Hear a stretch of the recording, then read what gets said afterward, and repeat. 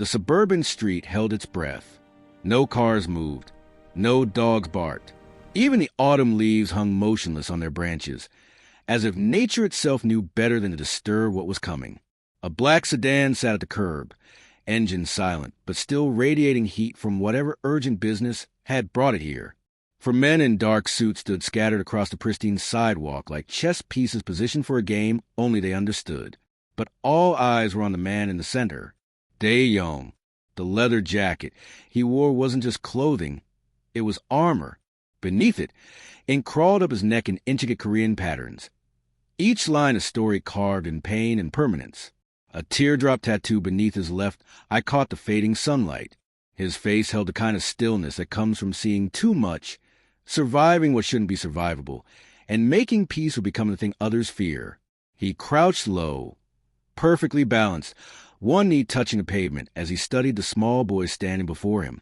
William Merrow, 10 years old, drowning in a hoodie 2 sizes too big. His small hands were balled into fists, so tight his knuckles had gone pale, his whole body shaking like a leaf before the storm. And then he spoke. "They took my sister." 4 words. That's all it took. The universe shifted. Dae-young's dark eyes that had witnessed executions, orchestrated empire-building operations, stared down rival bosses across blood-stained tables, narrowed just slightly. Behind him, his men didn't move, but the air changed. The head enforcer's hand drifted almost imperceptibly toward the inside of his jacket. "Please," William whispered, his voice cracking. "The police said they're doing everything they can, but it's been an hour. An hour. She's only 9. She's—" His words dissolved into a sob. He tried desperately to swallow. Dae-young remained perfectly still, but something flickered across his expression. Something ancient and raw and deeply human. For just a heartbeat, he wasn't the boss of the most feared Korean crime syndicate in the city. He was a boy himself, smaller than William, watching helplessly as the world took something precious and left him with nothing but rage and powerlessness. He stood, slowly, deliberately. "Her name," he said quietly, his Korean accent threading through the English like silk over steel. "Daisy. Daisy Merrow." Dae-young turned his head enforcer and spoke 2 words in Korean, each syllable as sharp and final as a blade strike. The man nodded once, already reaching for his phone. "You will come with me," Dae-young told William, not as a question but as an absolute. He placed one tattooed hand on the boy's shoulder, a gesture that could mean death or protection, depending on who you were. Today, it meant protection. "Before we begin," Dae-young said, looking directly at William with those unflinching eyes, "you should understand something. When you ask the shadows for help, they answer in ways the light never could." He opened the rear door of the sedan. "Get in." Before we continue, take a second to subscribe, and tell me in the comments where you're watching from and what time it is over there. I love knowing where these stories travel. The sedan's leather interior smelled of expensive cologne and something darker, gunpowder, perhaps, or the metallic tang of old fear. William sat rigid in the back seat, his small frame swallowed by the space between Dae-young and the tinted window. The head enforcer drove with the same precision he did everything else. Silent, efficient, deadly. Dae-young didn't speak. He rarely needed to. Words were for people who lacked other forms of persuasion. But William's silence was different. It wasn't strategic or controlled. It was the silence of a child whose world had just revealed itself to be far more fragile than he'd ever imagined. His breathing came in short, uneven gasps, and his hands, still clenched into those small, useless fists, trembled against his thighs. "Tell me," Dae-young said finally, his voice low and measured, "what happened?" William's chin quivered. He bit down hard on his lower lip, fighting to hold himself together. When he spoke, the words tumbled out in a broken stream. "We were walking home from the park. Me and Daisy. It's only 4 blocks. Mom lets us. She lets us do it all the time because it's safe, you know? Our neighborhood is safe." His voice cracked on that last word, as if the very concept had become a cruel joke. This black SUV pulled up next to us. Real slow. I thought maybe they were lost or something. Needed directions. He stopped, swallowing hard. "Go on," Dae-young said. His tone hadn't changed, but something in his stillness had. He was listening not just with his ears, but with something deeper, something that recognized the shape of trauma before it fully formed. Two men got out. They didn't say anything. They grabbed her. She screamed my name, and I swear I tried to hold on to her, but they pushed me down and I hit the sidewalk, and by the time I got up, they were already driving away. I got the license plate. I memorized it. I ran all the way home and told Mom, and she called 911, but the police, they said. His voice broke completely then, dissolving into something raw and animal. They said they're doing everything they can. They said these things take time. They said, William's face contorted with rage and helplessness. Time? She's 9 years old and she's with them, and every second that passes is... He couldn't finish. His small body curled forward, arms wrapped around his stomach, as if he might physically hold himself together through sheer force of will. Dae-young watched him, really watched him, and in that moment, the carefully constructed walls he'd spent 20 years building began to crack. He saw himself at 7 years old, standing in an apartment that smelled of mold and desperation, watching his older sister's empty bed after she'd been taken by men his mother owed money to. He remembered the way his small hands had shaken exactly like William's were shaking now. Remembered the crushing, suffocating weight of being too small, too weak, too powerless to protect the person he loved most in the world. He'd gotten her back eventually, but not for 3 days. And when she returned, she wasn't the same. The light in her eyes had been replaced by something hollow and distant. She'd survived, but something essential had been taken from her in that dark room. Something she would never get back. That was the day Dae-young had made himself a promise. He would never be helpless again. He would accumulate power until he became the thing that others feared in the dark. He would build an empire so vast and so terrifying that no one would ever dare take anything from him again. But he'd forgotten something along the way.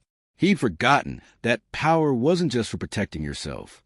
It could protect others too. The realization hit him with unexpected force. The license plate, Dae-young said quietly. Tell me. William rattled off the numbers and letters through his tears, and the head enforcer was already on the phone before the boy finished speaking. His Korean rapid and precise as he relayed the information to their network. Dae-young reached into his jacket. William flinched slightly, though he tried to hide it, and pulled out a silver case. From it, he extracted a single cigarette, unlit. He held it between his fingers, a nervous habit from years past that he'd never quite shaken. How old is your sister? He asked. 9. She just turned 9 last month. We had a princess party because she loves those stupid princess movies, and I told her they were dumb, but I still helped Mom decorate, and his voice hitched. She has to be okay. She has to be 9 years old, the same age his sister had been. Dae-young felt something shift in his chest. A hairline fracture in the armor he'd worn for so long he'd forgotten what it felt like to be without it. This wasn't business. This wasn't territory or revenge or the cold calculations that governed his empire. This was something else entirely. This was the debt he'd never known he owed. To the boy he used to be. To the sister he'd failed to save in time. To every moment he'd chosen power over humanity because it felt safer, cleaner, less complicated. Listen to me carefully, Dae-young said, turning to face William fully. His dark eyes held the boy's gaze with an intensity that was both terrifying and oddly comforting. I am going to find your sister. Not the police. Not someone else. Me. And when I find her, she will be returned to you exactly as she was. Do you understand? William nodded, not quite believing but desperately wanting to. The men who took her, Dae-young continued, his voice dropping to something colder, will learn what it means to touch something that doesn't belong to them. They will learn this lesson once, and they will learn it completely. The sedan's phone buzzed. The head enforcer answered in Korean, listened for precisely 5 seconds, then spoke a single word confirmation before hanging up. He met Dae-young's eyes in the rearview mirror and nodded. They had a location. Dae-young's hand moved his phone. He dialed a number he rarely used, one that activated every asset, every enforcer, every pair of eyes in his organization simultaneously. When the voice answered, he spoke in Korean, his words clipped and absolute. Full mobilization. Black SUV, license Victor Echo 7392. Target is a 9-year-old girl. Priority Omega. Bring everyone. He hung up without waiting for confirmation. Orders like these didn't require confirmation. They required obedience.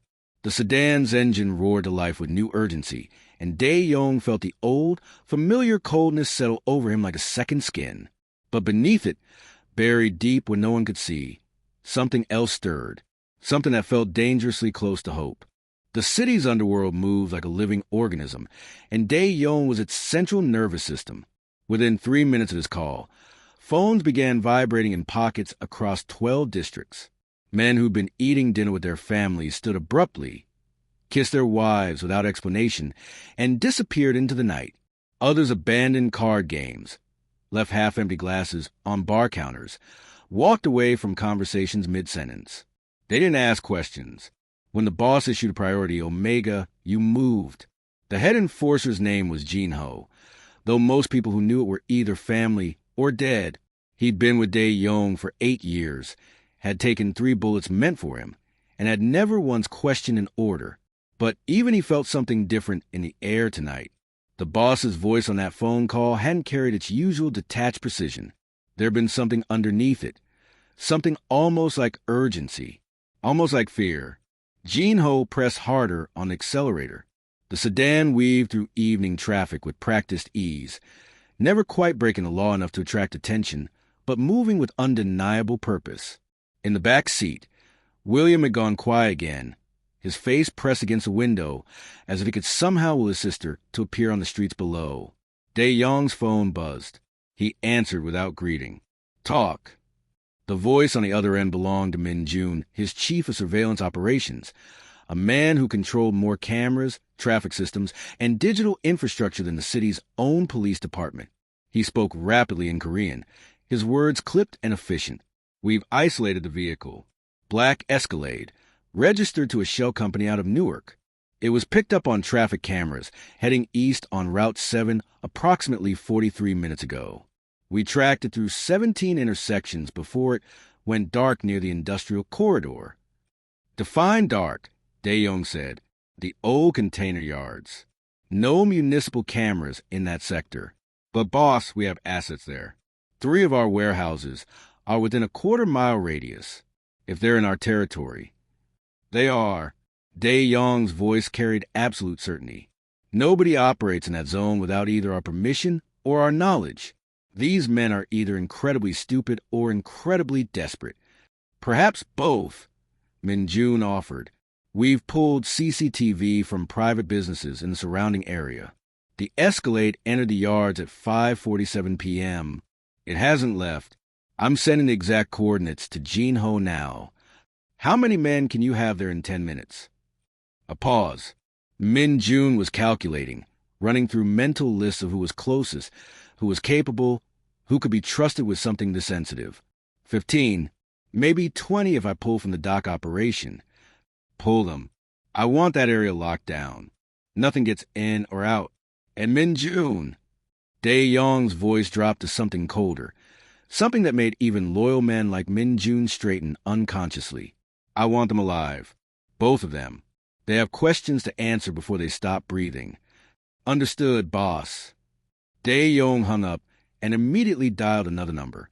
This one rang twice before a woman's voice answered, sharp and professional despite the late hour. Yes. Seo-Yun, I need a medical team on standby. Discreet. Pediatric trauma specialist, if possible. There was the briefest hesitation. Seo-Yun had been his logistics coordinator for 6 years and had arranged everything from weapons shipments to body disposal. But this was new territory. The child, she said quietly. The one they took. We're getting her back. I need to ensure she receives proper care immediately. No hospitals. No records. No questions. I have someone. Dr. Reyes. She's handled sensitive situations before. I can have her at the private clinic in Koreatown within 30 minutes. Make it 20. He ended the call and immediately made another. Then another. Each conversation was brief, precise, surgical. He was activating a machine built over 2 decades, each component sliding into place with the efficiency of military operation. Street captains, warehouse managers, transportation coordinators, information brokers, all of them moving in synchronicity toward a single objective: find the girl, secure the girl, eliminate the threat. Jinho's phone chimed. He glanced at the screen, then at Dae-Yong in the rearview mirror. Coordinates confirmed. We're 8 minutes out. Who's already there? Kwon and his crew. 6 men. They're establishing a perimeter now. Chung is bringing another 8 from the port facility. Park's team is blocking the access roads. Dae-Yong nodded. The pieces were moving. The net was tightening. William's small voice broke through the control chaos. Are you really going to find her? Dae-Yong turned to look at the boy. In the passing streetlights, William's face was a map of desperate hope and lingering terror. He was old enough to understand that the men around him were dangerous, but young enough to still believe that dangerous could mean safe if it was pointed in the right direction. Yes, Dae-Yong said simply. How do you know? How can you be sure? It was a fair question. An innocent question. The kind of question someone asks when they still believe the world operates on certainty and guarantee. Dae-Yong had stopped believing in guarantees a long time ago, but he believed in capability, in resources, in the kind of absolute force that made guarantees irrelevant. Because, he said, his voice carrying a quiet finality, I own the shadows they're hiding in. The sedan turned onto a service road, leaving behind the illuminated streets of the city proper. Out here, the lights grew sparse and uncertain. Abandoned factories loomed like metal skeletons against the darkening sky. The container yards stretched for acres, a maze of rusted steel and forgotten industry, where the city's official reach ended and something else began. This was Dae-Yong's territory. Every inch of it. Jinho killed the headlights as they approached, navigating by memory and the faint glow of distant security lights. 2 black SUVs were already parked in the shadows ahead, their occupants invisible but present. As the sedan rolled to a stop, men materialized in the darkness, not walking toward them but simply appearing, as if they'd been part of the landscape all along. Kwon approached the driver's side window. He was a compact man with scarred knuckles and the kind of face that had forgotten how to smile years ago. Jinho rolled down the window. Status, Jinho said. Target vehicle located. Warehouse 7, loading bay 3. 2 subjects visible through the windows. 1 adult male maintaining watch. 2nd subject presumed inside with the package. Kwon's eyes flicked to Dae-Yong in the back seat, then away. No movement in the last 4 minutes. They think they're secure. Thermal imaging? Dae-Yong asked. Chong is setting up now. We'll have a full heat signature map in 90 seconds. Dae-Yong stepped out of the sedan. The night air was cold and carried the scent of rust and stagnant water. Around him, more men appeared, shapes resolving from shadow into substance. 23 in total. He counted automatically, all of them armed, all of them his. He looked at William, still sitting in the back seat with wide, uncertain eyes. Stay here, Dae-Yong said. Stay in the car. Jinho will remain with you, but this is not negotiable. His tone allowed no argument. You wanted my help. This is how I help. When I return, your sister will be with me. He turned to Jinho and spoke in Korean, his voice low and hard. Find the vehicle. No compromise. No witnesses. Jinho's response was a single, sharp nod. Dae-Yong walked toward the warehouse, and his men fell into formation around him like wolves surrounding their alpha. The night swallowed them whole, and somewhere in the distance, in a concrete tomb that smelled of oil and fear, 2 men who made a catastrophic mistake were about to learn what happened when you stole from the wrong neighborhood, when you took something innocent and dragged it into the dark, when you forgot that some shadows had teeth. The warehouse district existed in a space between worlds, too industrial for residential life, too abandoned for commercial interest, and exactly perfect for the kind of business that required darkness and discretion. Warehouse 7 sat at the far edge of the complex, a corrugated steel structure that had once processed imported electronics before the company went bankrupt and De Jong's organization quietly absorbed the property through a maze of shell corporations. Now it processed different kinds of shipments, the kind that didn't appear on customs manifests. De Jong moved through the shadows with the practiced silence of a man who'd learned to make himself invisible long before he'd learned to make himself feared. Behind him, his men spread out in a tactical formation that would have impressed military special operations units. These weren't street thugs or common criminals. They were professionals, disciplined, trained, and utterly loyal. Chang appeared from behind a shipping container, a compact thermal imaging device in his hands. He was young, maybe 25, but his eyes held the kind of cold assessment that came from growing up in places where survival meant learning to read danger before it read you. 2 heat signatures confirmed. Chang said in Korean, keeping his voice low. 1 near the entrance, stationary. Second, 1 deeper inside, moving in a patrol pattern. There's a 3rd signature, smaller, not moving. Ground level, northwest corner. Daisy. De Jong felt that crack in his armor widen just slightly. The girl was alive. That was good. But the fact that she wasn't moving concerned him. Was she unconscious? Injured? Paralyzed by fear? Any other exits? He asked. Fire door on the east side, padlocked from outside. 1 loading bay door, currently closed. 2 windows, both too high and too small for adult egress. They're boxed in, boss. They just don't know it yet. Kwon joined them, moving with the economical grace of a man who'd spent years learning exactly how much movement was necessary and how much was waste. Perimeter is secure. Park's team has eyes on all access roads.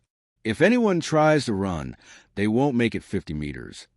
De Jong nodded, his mind already assembling the tactical approach. He'd orchestrated dozens of operations like this. Territory disputes, rival gang eliminations, collections that had gone from negotiation to enforcement. But those had all been business. Cold, calculated, impersonal. This felt different. This felt like the universe had handed him a chance at something he thought was lost forever. The opportunity to save the child he couldn't save 20 years ago. I want them breathing, De Jong said quietly. Both of them. They need to understand what they've done before we finish this. And the girl, Kwon asked, untouched, not a scratch, not a bruise, not a moment of additional fear, if we can prevent it. His voice hardened. Anyone who fails in this will answer to me personally. The men around him nodded. They'd seen what happened when De Jong handled things personally. It wasn't pretty and it wasn't quick. Jin-ho approached from the sedan, his phone in his hand. Min-jun has accessed their communications. One of them made a call 20 minutes ago. We couldn't trace it, but the conversation suggests they're waiting for instructions. This isn't a random grab. Someone hired them. De Jong absorbed this information with no visible reaction, but internally, the implications were already cascading through his mind. If this was a contract job, then finding these 2 men was just a beginning. There was someone else. Someone who'd ordered the kidnapping. Someone who might not even know they just declared war on the most dangerous organization in the city. We'll discuss that later, he said. Right now we get the girl.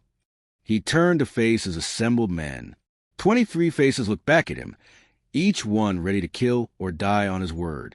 In the ambient light from distant street lamps, they looked less like criminals and more like soldiers before a critical mission. Listen carefully, De Jong said, his voice carrying just far enough to reach them all without rising above a measured tone.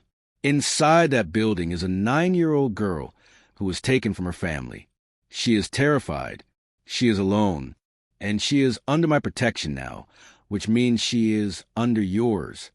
He paused, letting the weight of that settle. We go in fast. We go in silent. We neutralize the threats with minimum force necessary to secure compliance. The girl sees as little violence as possible. She's already traumatized. We will not add to it. When we extract her, she will be treated with the same care you would show your own sisters, your own daughters. Is this understood? A collective murmur of assent rippled through the group.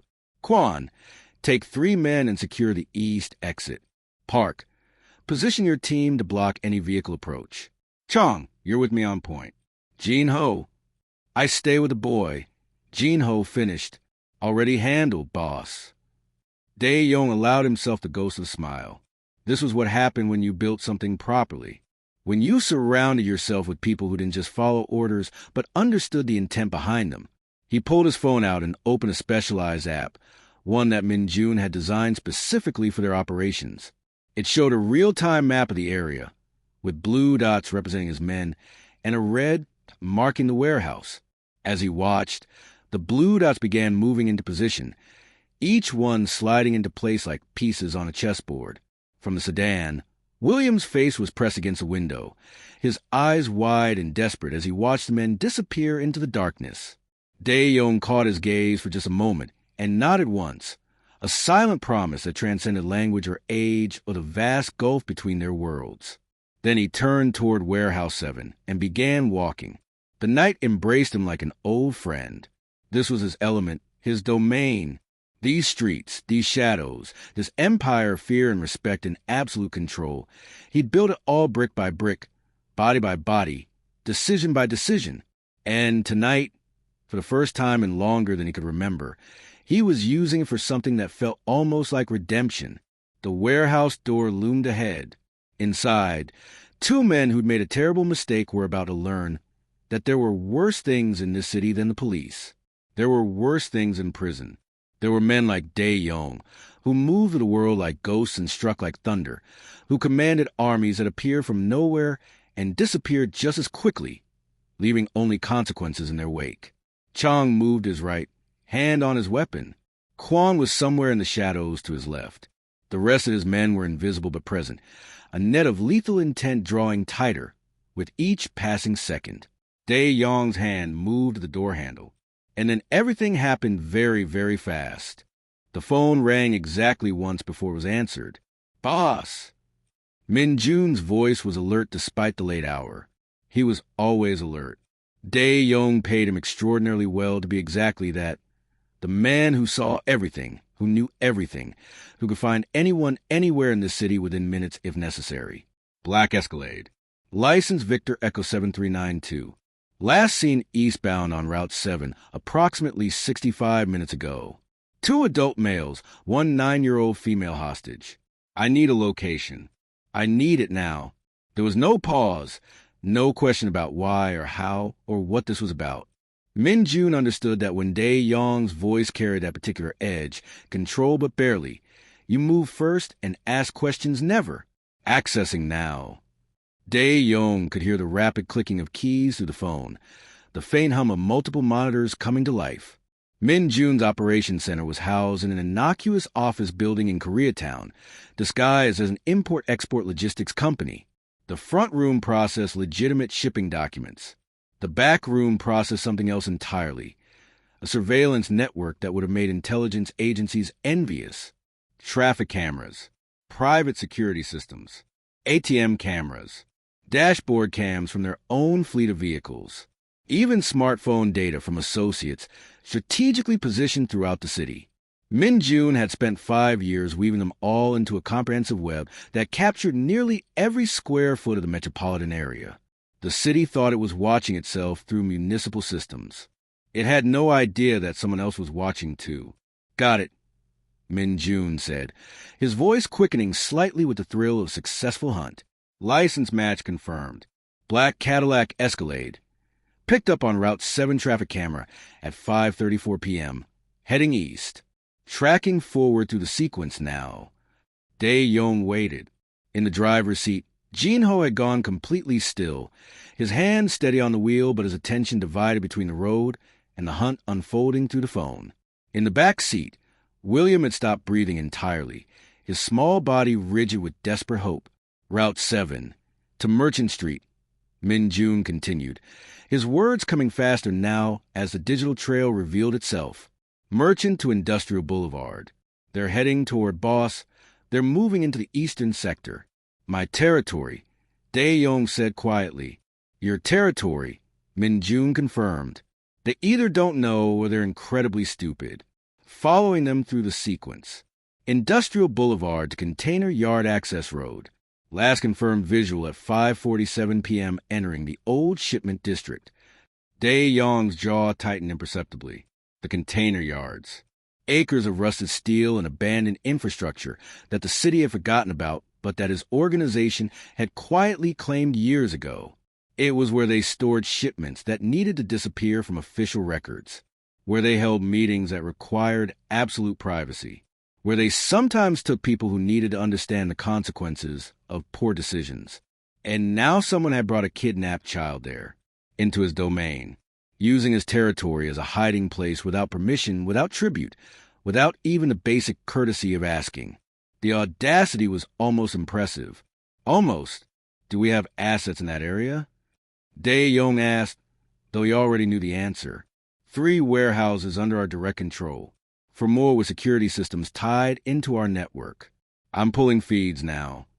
A pause. Boss, I'm seeing the vehicle. Parked outside Warehouse 7, loading Bay 3. Stationary for, he checked the timestamp, 18 minutes now. Warehouse 7. Dae Yong knew it well. A corrugated steel structure they'd acquired through a shell corporation after a textile company went bankrupt. It was supposed to be empty, cleared out after the last shipment 2 weeks ago. Someone had clearly decided it was a convenient place to stash a kidnapped child. Someone had made a catastrophic error in judgment. How many cameras do we have on that location? Dae Yong asked. 2 external, 1 internal. The internal one is positioned near the office area. It won't give us a full view of the warehouse floor, but I can see movement patterns. Show me. Sending to your phone now. Dae Yong's screen lit up with a grainy black and white feed. The angle was high and distant, but it showed enough.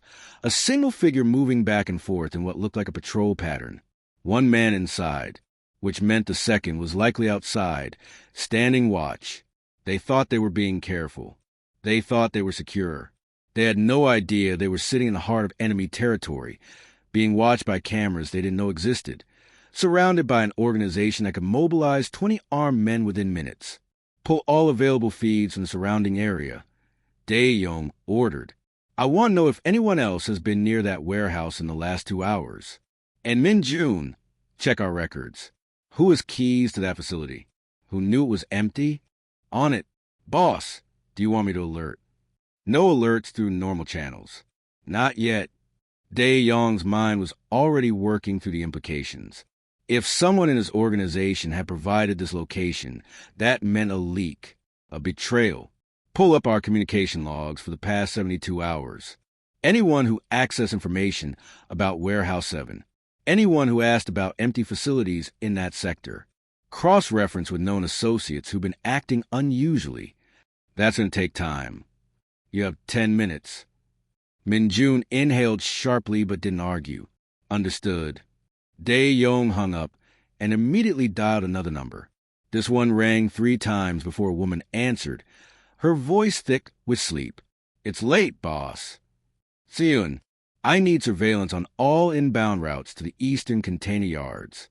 No one gets in or out without identification. If you see police, you notify me immediately. If you see anyone else, you stop them. She was awake now, alert. What's the situation? Priority Omega. Child extraction. Hostile actors on our property. How many people do you need? Everyone. There was a beat of silence.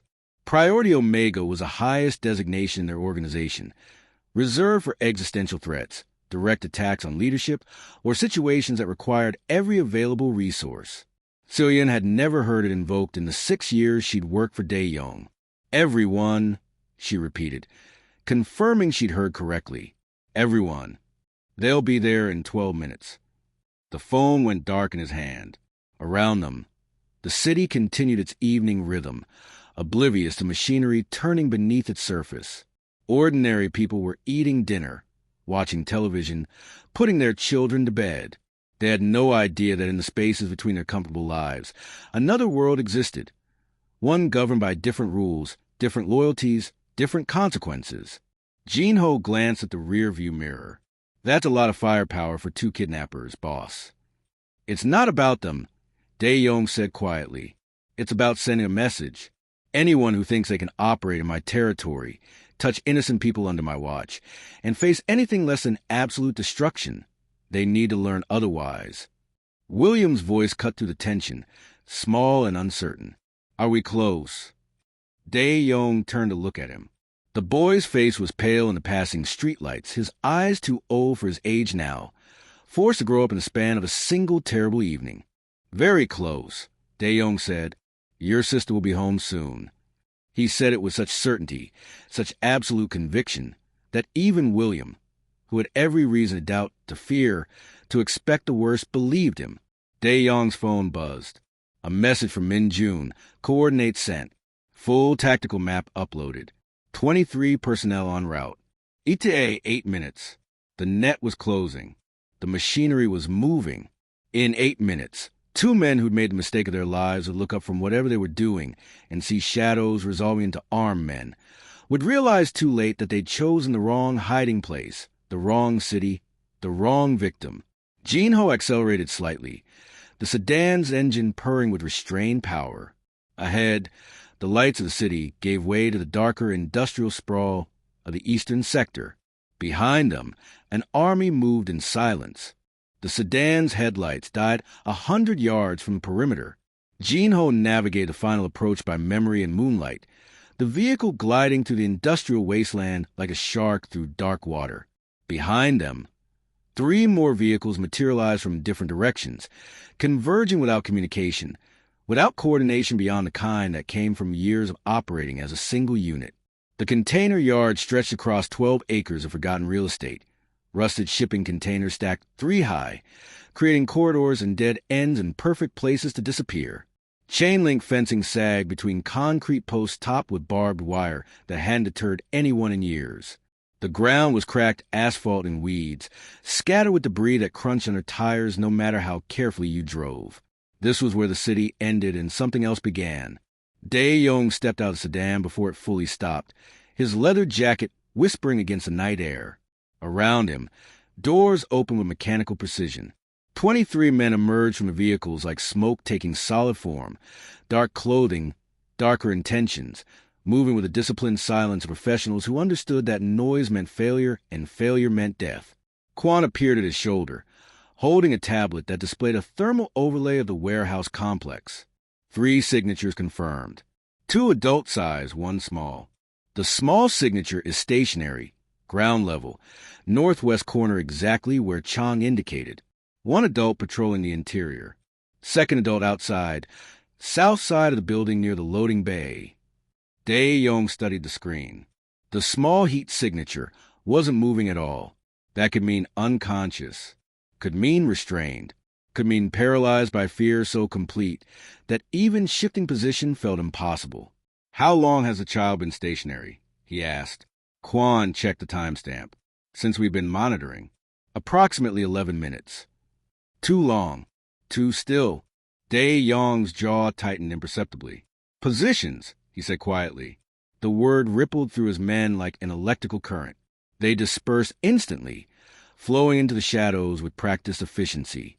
Chang and 3 others moved left, using the stacked containers as cover while they circled toward the east side.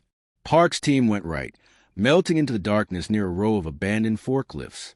Quan took his crew straight ahead, approaching the main entrance from an angle that kept him invisible to anyone watching from inside. Dae-Young moved forward alone, Jinho a silent presence 3 steps behind. They approached the warehouse from the south, where the Escalade sat with its nose pointed toward the exit. Amateur hour. The driver had parked for escape, without considering that escape required knowing who might be waiting outside. The vehicle's engine was cold. Dae-Young touched the hood with 2 fingers, reading the temperature. At least an hour, maybe more. They'd been here since shortly after the abduction, which meant this wasn't a ransom situation. Those involved movement, multiple locations, communication with family. This was something else, a holding pattern, waiting for instructions that hadn't come yet, or possibly a sale. The thought sent something cold and vicious through Dae-Young's chest. There were markets for children, dark corners of the world where innocence became commodity. If that's what this was, he pushed the thought away. Focus. There would be time for rage later. Right now, there was only the operation. A sound cut through the night. Faint, muffled, but unmistakable. A child crying. The sound came from inside the warehouse, filtered through steel walls and distance, but clear enough to stop every man in the perimeter. Dae-Young raised his fist, a signal to hold position.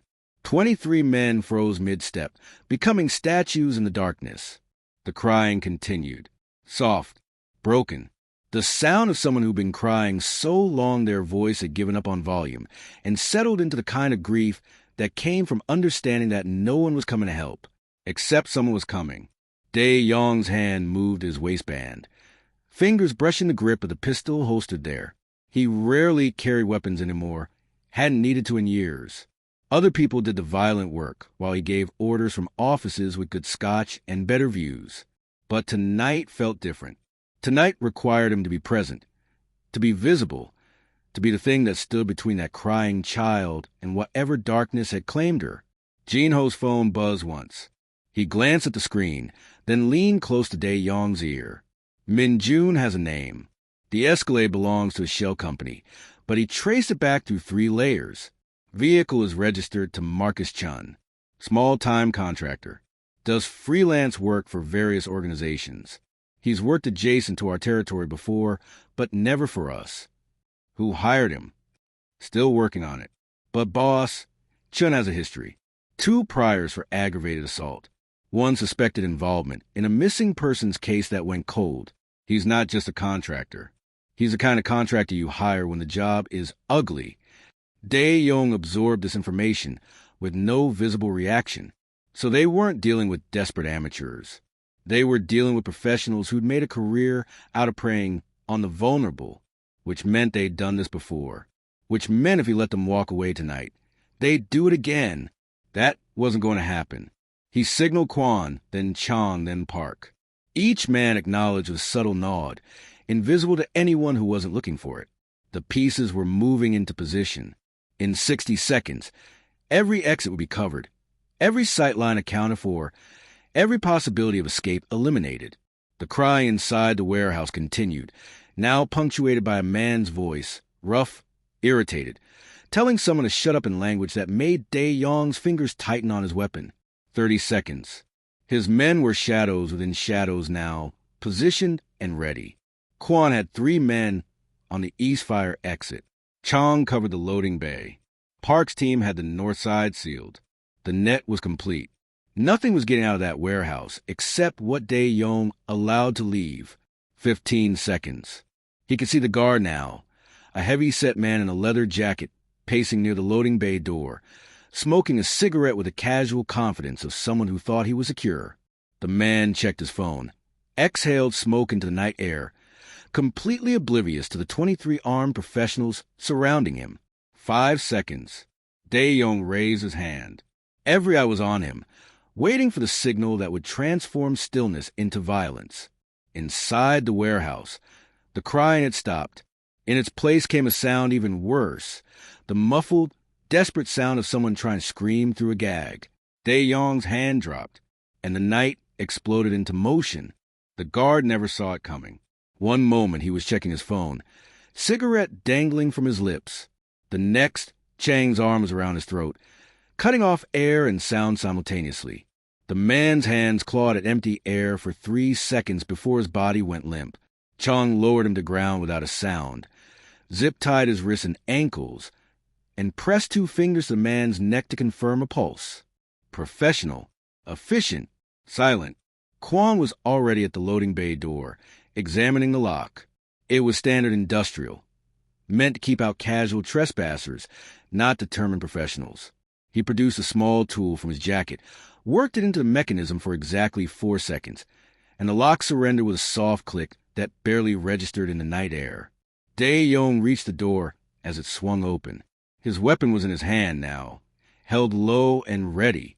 Behind him, Jin-Ho moved into position. To his left and right, 6 more men materialized from the shadows, forming a tactical entry team that would have impressed SWAT commanders. No words were exchanged. None were needed. Dae-Young pushed the door open and moved inside. The warehouse interior was exactly as he remembered it. Concrete floor, exposed steel beams, empty space that had once held pallets of textiles and now held only shadows and dust. A single utility light hung from a beam in the far corner, casting weak illumination across perhaps 20 feet of the massive space. The rest was darkness. But Dae-Young didn't need light. He had thermal imaging. He had coordination. He had men who could operate in absolute darkness because they'd trained for exactly this. The second guard was 30 feet ahead, standing near what looked like an old office area. He was bigger than his partner, armed with what appeared to be a pistol tucked into his waistband. He was turned away from the door, focused on something in the corner, focused on the small figure huddled against the wall. Daisy. Even from this distance, Dae-Young could see she was alive. Her small body was curled into a defensive ball, hands bound, a cloth tied across her mouth. She was shaking so violently it was visible even in the poor light. The man said something crude, his voice carrying across the empty space. He took a step toward her. He didn't take a second one. Park materialized from the darkness to the guard's left, moving with the fluid precision of someone who'd done this 100 times. His hand struck the man's wrist, sending the pistol clattering to the concrete. A second strike to the solar plexus doubled the guard over, gasping for air that wouldn't come. Park's knee came up, connected with the man's face, and the guard dropped like a puppet with cut strings. It took 4 seconds from start to finish. 4 seconds to neutralize a threat, secure a weapon, and transform a dangerous situation into a controlled one. The man groaned, trying to push himself up. Park pressed a knee into his back, produced zip ties with practiced ease, and bound the man's wrist so tightly the plastic cut into skin. Within seconds, ankles were secured, and Park had the man rolled onto his side in a recovery position, not out of mercy, but to prevent him from choking if he vomited. They needed him conscious. They needed him able to answer questions. Dae-Young moved past the neutralized threat without looking at him. His entire focus had narrowed to the small figure in the corner, the child who'd been crying, who'd been terrified, who'd been alone in the dark with monsters and no one coming to save her. Until now, he crossed the distance in 6 strides and dropped to one knee in front of her. Daisy flinched, pressing herself harder against the wall, her eyes wide with a terror so complete it had transcended fear and become something primal. Dae-Young holstered his weapon slowly, deliberately, making sure she could see his hands were empty. When he spoke, his voice carried none of the cold authority that had commanded 23 armed men. It was soft, almost gentle, the voice of someone speaking to a frightened animal that might bolt at any sudden movement. "Daisy," he said quietly, "my name is Dae-Young. Your brother William sent me to bring you home." Daisy's eyes were glazed with the kind of terror that came from hours of not knowing if he would live or die. They darted from Dae-Young's face to the men behind him to the bound figures on the floor, unable to process what was happening, unable to distinguish rescue from new danger. Her whole body trembled so violently that the plastic zip ties cutting into her wrists rattled against each other with a sound like chattering teeth. Dae-Young had seen this before, not in the criminal world where fear was currency and violence was language, but in his own memories, in his sister's eyes when they'd finally gotten her back, in the mirror when he'd been too young to fight and too small to matter. It was a look of someone whose understanding of the world had been shattered so completely that putting the pieces back together seemed impossible. He moved with excruciating slowness, keeping his hands visible, his movements predictable. Behind him, his men had formed a loose perimeter, facing outward, giving the girl space, ensuring privacy for a moment that didn't need an audience. "Daisy," he said again, softer this time. "Do you understand me? Can you nod if you understand?" A tiny, almost imperceptible movement of her head. "Yes." "Good. That's very good." He reached slowly into his jacket pocket, watching her eyes track the movement with animal wariness. "I'm going to take out a knife now. I need you to understand that I'm not going to hurt you. I'm going to cut the ties on your wrists and ankles. The knife is very sharp, so I need you to stay very still. Can you do that for me?" Another small nod, though the shaking didn't diminish. He produced a small folding knife, not the tactical blade he carried for work, but something smaller, more precise. The kind of tool meant for cutting packaging, not throats. He opened it with a soft click that made Daisy flinch, then held it where she could see it clearly. "I'm going to cut the tie on your wrists first," he explained, his voice maintaining that same gentle cadence. "You'll feel the plastic release, and your hands might hurt for a moment because the blood will flow back into them. That's normal. That means you're healing already." He reached for her bound wrists, moving slowly enough that she could pull away if she wanted. She didn't. She was frozen, caught between terror and exhaustion, her body's capacity for fight or flight completely depleted. The knife slid between her skin and the plastic zip tie with surgical precision. One quick motion, and the tie fell away. Daisy gasped as sensation flooded back into her hands. Painful, but the good kind of pain that meant damage was ending rather than beginning. Her fingers flexed involuntarily, small and pale in the dim light, marked with angry red lines where the plastic had cut into her skin. "Good," Dae-Young murmured. "You're doing very well. Now your ankles." He moved down, kneeling fully now in the dust and grime of the warehouse floor. His expensive leather jacket touched concrete. His tailored pants would be ruined. None of it mattered.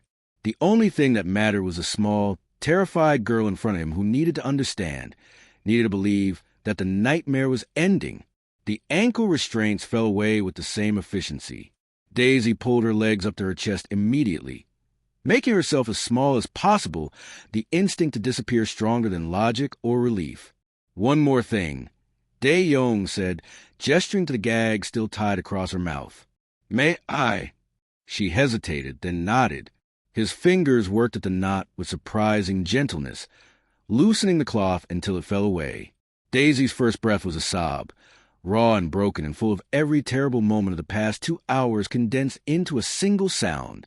"You are safe now, little sister," Dae-Young said, and something in his voice, some quality of absolute certainty, seemed to finally penetrate the wall of terror surrounding her.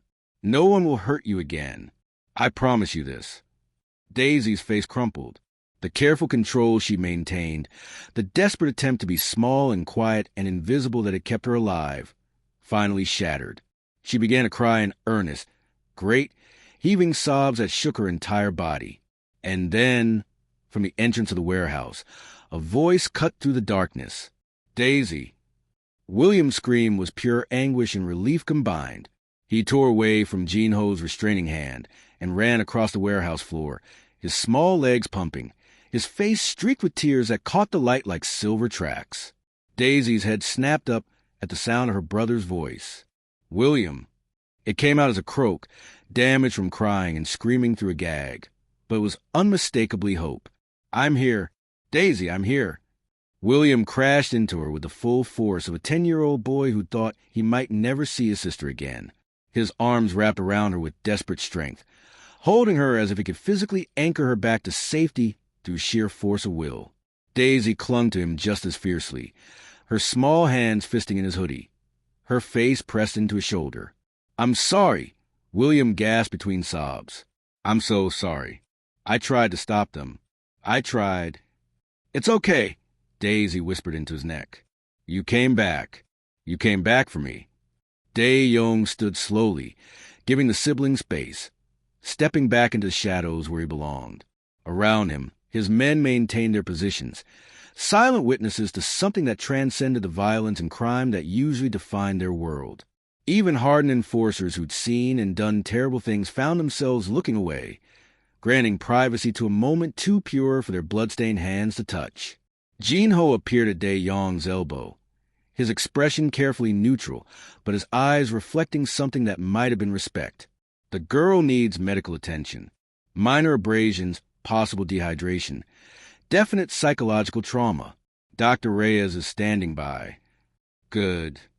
Dae-Young's voice had returned to its normal register, controlled, authoritative, cold.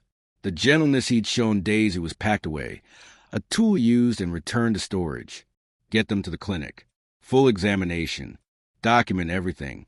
I want photographs of every mark on her skin, every piece of evidence. We'll need it. For the police?" Dae-Young's smile was something predatory and dark. "Eventually. But first, I have questions for our guests." He turned to look at the 2 bound men on the floor. Marcus Chun had regained consciousness and was staring at Dae-yong with the dawning horror of someone who just realized exactly whose territory he'd trespassed on. The other guard was still out, a mercy he wouldn't appreciate until later. "Take the children out first," Dae-yong ordered. "They don't need to see what comes next." Jin-ho nodded and moved toward William and Daisy. "Come on, you two. Let's get you home." William looked up, his face streaked with tears, but his eyes showing something fierce, a protective instinct that went beyond his years. "Is she really safe? You promise?" Dae-yong met the boy's gaze directly. "I promise. No one touches your sister again. Ever." William studied him for a long moment, reading something in the man's face that satisfied whatever question he'd been asking. Then he nodded, helped Daisy to her feet, and let Jin-ho guide them toward the exit. Just before they reached the door, Daisy stopped and looked back. Her eyes found Dae-yong in the shadows, and for just a moment, their gazes held. She didn't say anything, didn't need to. The understanding that passed between them was older than words. The recognition that sometimes salvation came wearing dark clothes and carrying weapons, that sometimes the monsters that save you were scarier than the monsters they save you from. Then Jin-ho ushered them through the door, and they were gone. Dae-yong turned to face Marcus Chun with eyes that held no warmth, no mercy, no humanity whatsoever. "Now," he said quietly, "we talk." Marcus Chun talked. It took 7 minutes of Dae-yong's attention, a focused, terrifying kind of attention that involved no physical violence, but promised it with every syllable, before Chun was spilling names, locations, bank account numbers. He'd been hired through an intermediary. The job was simple: grab a kid from the suburbs, hold her for 24 hours, deliver her to a specified location. He swore he didn't know what happened after that. Swore he was just a transportation, just following orders, just trying to make money. The words tumbled out in a desperate stream, each one another brick in a wall of evidence that would eventually bury him. Dae-yong listened without expression, recording it all on his phone. When Chun finally ran out of words, exhausted by fear and the weight of his confession, Dae-yong simply nodded to Park. "Secure them, both of them, separate vehicles. Take them to the holding facility on 3rd Street. I want them isolated, no communication, no contact with each other or anyone else. We'll hand them over when the time is right." Park nodded and gestured to his team. Within seconds, Chun and his partner were being lifted to their feet, still bound, and marched toward waiting vehicles that had materialized from the darkness. They'd spend the next several hours in soundproof rooms, contemplating their mistakes, while Dae-yong's organization extracted every piece of useful information from their phones, their contacts, their digital footprints. Then, and only then, would they be delivered to the authorities, gift-wrapped evidence of crimes that would ensure they never saw freedom again. Kwon appeared at Dae-yong's shoulder. "Boss, we have a problem." Define problem. Police dispatch just lit up. Anonymous call about suspicious activity at the container yards. 3 units en route. ETA 4 minutes. Dae-yong's jaw tightened fractionally. Someone had called it in. Probably a legitimate business owner with cameras pointed at the access roads, or a night watchman who'd seen too many vehicles converging on an area that was supposed to be abandoned. It didn't matter who. What mattered was extraction. "Time to leave," he said simply. The word spread through his men like wind through grass. Within seconds, they were moving, not running, which drew attention, but walking with purpose toward the vehicles. Evidence was collected. Shell casings that didn't exist, tools that had never been there, any trace of their presence systematically erased. Someone produced a commercial-grade cleaning solution and began wiping down surfaces. Another swept the floor where footprints might have disturbed dust patterns. They'd done this before. They'd do it again. The art of disappearing was one of the first skills learned in Dae-yong's organization. Chong drove the Escalade, Chen's vehicle, toward a chop shop on the other side of the city, where it would be dismantled and distributed as parts within 6 hours. The warehouse would be left exactly as the police would expect to find it. Signs of occupation, evidence of kidnapping, absolutely nothing connecting it to Dae-yong's organization. Let the authorities tell their story. Let them claim credit for the rescue, for the investigation, for the arrest. Dae-yong had no interest in recognition. Recognition meant scrutiny. Scrutiny meant weakness. Better to remain a ghost. Jin-ho had already driven William and Daisy to the private clinic in Koreatown, a small, discreet facility that asked no questions and kept no records that couldn't be destroyed. Dr. Reyes would examine Daisy, treat her injuries, provide the kind of trauma-informed care that would help her begin healing. By morning, the children would be back with their mother. The physical evidence documented, and the official story would be that an anonymous tip had led police to the warehouse. The truth would remain buried where it belonged, in the shadows where Dae-young operated. The distant wail of sirens grew louder, cutting through the night air. 2 minutes, maybe less. Dae-young walked toward a sedan, where Jin-ho waited with the engine running. Around him, vehicles were already pulling out, dispersing in different directions, each taking a different route back to the legitimate world. By the time the first police cruiser arrived at the container yards, the only evidence of their presence would be the 2 confused officers wondering why they'd been called to an empty warehouse. Except it wouldn't be empty. Not entirely. Dae-young had left something behind. A manila envelope, sealed and placed carefully on the hood of a nearby work truck where responding officers would find it. Inside, Chen's confession recorded and transcribed. The names of his intermediary contacts. Bank records showing payment for the kidnapping. Photographs of Daisy's injuries. Everything the authorities would need to build an airtight case. Everything except the name of the person who'd actually saved her. The sedan glided through the industrial wasteland, retracing their route toward civilization. Ahead, red and blue lights strove against the night sky. Police converging on a scene that was already over, arriving to claim victory in a battle they hadn't fought. Dae-young allowed himself the ghost of a smile. His phone buzzed. A message from Jin-ho. The children are safe. Dr. Reyes confirms minor injuries only. No serious trauma. The girl is strong. The mother has been notified. She's meeting us at the clinic now. Another message followed immediately. The boy wants to thank you. Says he owes you everything. Dae-young stared at the screen for a long moment, then typed a single response. He owes me nothing. Tell him to take care of his sister. Tell him to be the kind of man who protects, not the kind who prays. The response came quickly. He says he will. He says he wants to be like you when he grows up. Something uncomfortable twisted in Dae-young's chest, an emotion he couldn't quite name. Pride? Concern? The weight of being someone's hero when you knew exactly what darkness you carried? He typed carefully. Tell him this. Jin-ho's response. Translation? The brightest light casts the darkest shadow. Tell him that some people are meant to walk in the light, and others are meant to be the shadow that protects them. Tell him to choose light. Tell him I chose shadow so that children like him and his sister wouldn't have to. The phone went silent after that. The sedan merged onto the highway, indistinguishable from hundreds of other vehicles making their way through the city at night. Dae-young settled back into his seat, watching the lights blur past his window. Behind them, police were securing a crime scene. Ahead, a little girl was being reunited with her mother. And somewhere in between, in the spaces that existed outside official records and public knowledge, an organization that shouldn't exist had done something that would never be acknowledged. He was fine with that. Recognition was for people who needed validation. Dae-young needed only the knowledge that when darkness came for innocence, he'd been there to push it back. That was enough. The sedan disappeared into traffic, and with it, any evidence that the most dangerous man in the city had spent his evenings saving a 9-year-old girl. Some stories he knew were never meant to be told.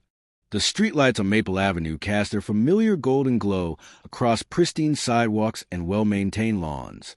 It was nearly midnight, but one house blazed with every light on, the Merrill residence, where a mother who hadn't stopped crying for 4 hours finally had a reason to cry tears of relief instead of anguish. Mrs. Merrill held both her children on the front porch, one arm around each, pulling them so close it must have hurt. But neither William nor Daisy pulled away. They clung to her just as fiercely, a 3-person anchor against a storm that had nearly destroyed them. "I don't understand," Mrs. Merrill kept saying, her voice breaking. The police said they found her. They said an anonymous tip led them to a warehouse, and she was just there, and the men who took her were already tied up, and she stopped, shaking her head as if the pieces didn't fit together in any way that made sense. None of this makes sense. William and Daisy exchanged a look. They'd agreed in the car ride home, not to mention the man with tattoos and cold eyes who'd moved through the warehouse like death itself. Not to mention the small army that had materialized from shadows. Not to mention the gentle voice that had cut through terror and promised safety. Some things, they understood instinctively, were better left unsaid. A black sedan rolled slowly past the house. It was identical to dozens of others on the road. Nothing remarkable, nothing memorable. But William saw it. His head turned, following its progress down the street, and for just a moment, he caught a glimpse of the man in the back seat. Dae-young. Their eyes met through the tinted window. William raised his hand. A small wave, barely more than lifting his fingers from where they rested against his mother's back. In the sedan, Dae-young nodded once. A gesture so slight it might have been imagination. Then the vehicle turned the corner and disappeared into the night, taking its shadows with it. "What are you looking at, honey?" Mrs. Merrill asked, following William's gaze to the now empty street. "Nothing, Mom," William said quietly, "just saying thank you." 3 miles away, in an office above a legitimate import business that served as one of many fronts, Dae-young sat behind a desk of dark wood and clean lines. The room was silent, except for the faint hum of climate control. No music, no television. Just the kind of quiet that came from being alone with your thoughts in the hours when the rest of the world was sleeping. He'd showered, changed into fresh clothes. The leather jacket hung on a rack by the door, the blood-dark stains on his knees from kneeling in that warehouse already being professionally cleaned. By morning, it would look pristine again.